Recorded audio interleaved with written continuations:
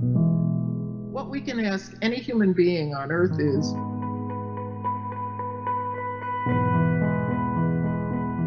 when and under what circumstances did your ancestors leave Africa? What we know now is modern humanity evolved in Africa, and that a small group of Africans left the African continent less than 100,000 years ago and populated the world.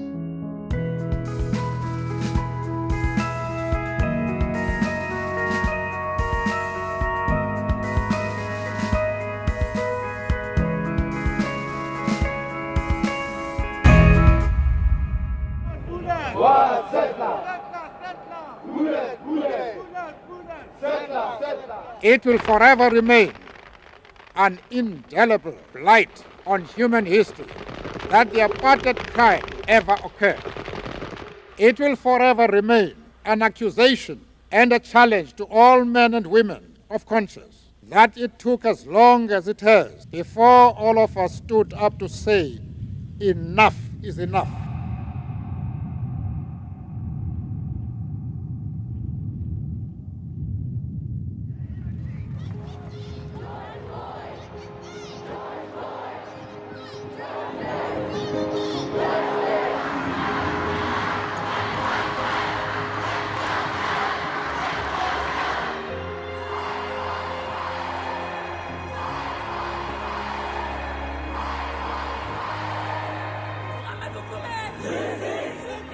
Enough with inequality and discrimination that treats people as criminals on the basis of their skin color.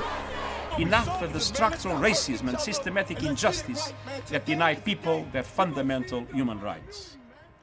These movements point to two of the historic sources of inequality in our world: colonialism and patriarchy. Colonialism created vast inequality within and between countries, including the evils of the transatlantic slave trade and the apartheid regime here in South Africa.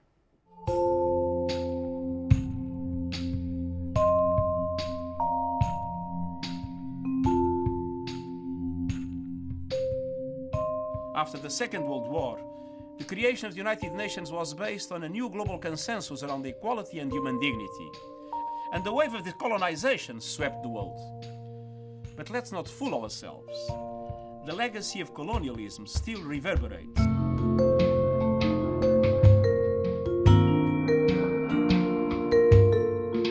Slavery and colonialism were global projects, and so remediating the harm that resulted for them will require global solutions as well. To recognize the global African diaspora and its contributions to the Atlantic world, its contributions to global society, is about a horizontal dialogue. It's about recognizing everybody's contributions to who we have become.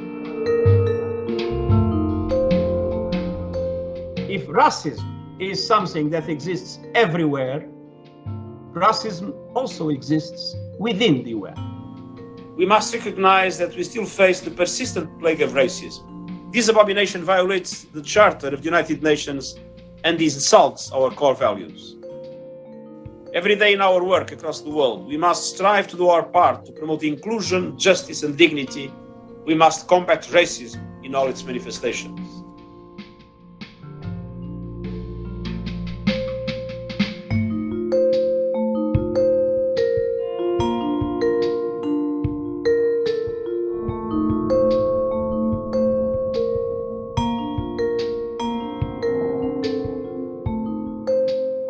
I still have hopes that the United Nations, as the global consciousness raiser, will produce more of what I hoped for.